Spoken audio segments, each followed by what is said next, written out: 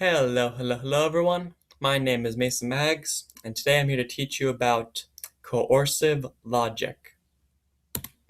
What is coercive logic, you may ask? To put it simply, it's what you use to answer questions with only one true answer. It's the type of logic you use to solve problems with truth tellers and liars. Typically, the only way you can use it is with trial and error. I'm sure that doesn't really make sense. Okay, let me just show you the problem. Will you answer no to this question or give me $1 million? Do you respond yes or no? Take a moment to think about it.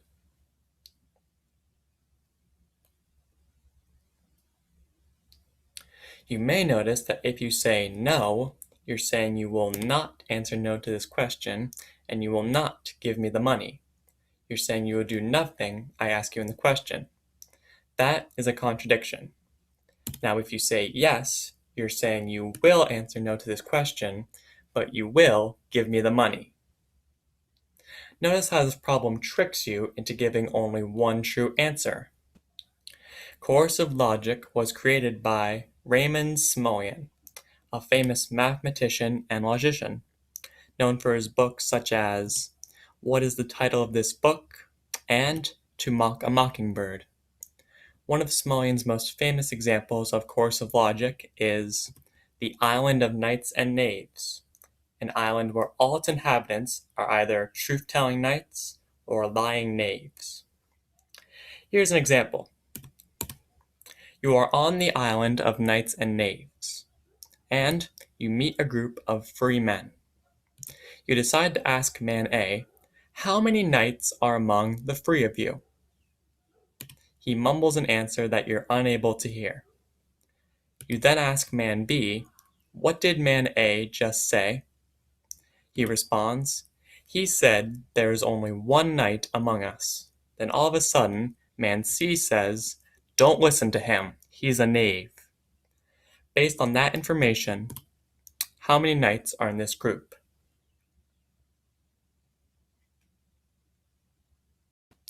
Let's start by assuming the identities of one of these men. Let's assume that man B is a knight. That would have to mean man C is a knave. But what about man A?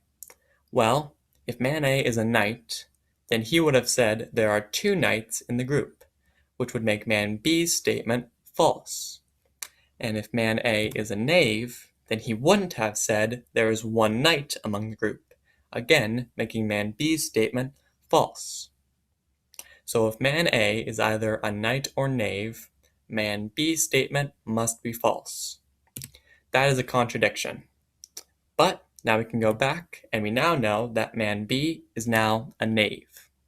This means man C is a knight. But what about man A? If man A is a knight, then he would have said there are two knights among the group, making man B's statement false. And if man A is a knave, then he wouldn't have said there is one knight among the group, again making man B's statement false. What does this mean? It means you can conclude that man B is a knave and man C is a knight, but you cannot assume the identity of man A. Pretty neat, huh? I know it's a little tricky to understand, but once you understand it, it's very fascinating. Now let's put your skills to the test. Here's a puzzle for you to solve. In front of you are 3 boxes. Each box has a statement written on it. Box 1 says, the message on box 2 is false. Box 2 says, the money is in a box with a false statement on it. Box 3 says, the money is in this box. You are told that one of these boxes contains a large sum of money, and that only one of these boxes has a true statement written on it. Which box is the money in? Give this problem a try and see if you come up with the right answer.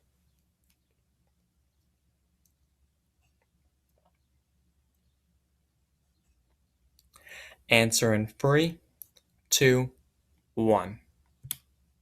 So where do you start? You might take the easy way out and assume that box 3 has the true statement.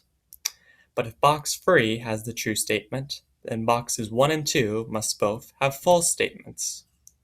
And if the message on box 1 is false, then box 1 labels box 2 as having a true statement, making box 2 both false and true. That is a contradiction. But now we know that the message on box 3 must be false. The money is not in box 3. But then where is it? Let's now assume that the message on box 1 is the true statement. Then box 2 must have a false statement. Box 1 correctly labels box 2 as having a false statement. And since the message on box 2 is false, the money must be in the box with the true statement, which in this case is box 1. This makes perfect sense. But let's not jump to conclusions. What if box 2 has the true statement? That means box 1 has the false statement. Box 1 correctly labels box 2 as having a true statement. And since box 2 has the true statement, the money must be in a box with a false statement on it, which cannot be box 2. And since we've already established the money cannot be in box 3, the money must then be in box 1. You cannot conclude whether box 1 or box 2 has the true statement, but you can conclude that the money is in box 1. Thank you so much for playing. Our quote of the day from none other than Raymond Smullyan. I believe that Jupiter has life or it doesn't, but I neither believe that it does, nor do I believe that it doesn't. Until next time, later.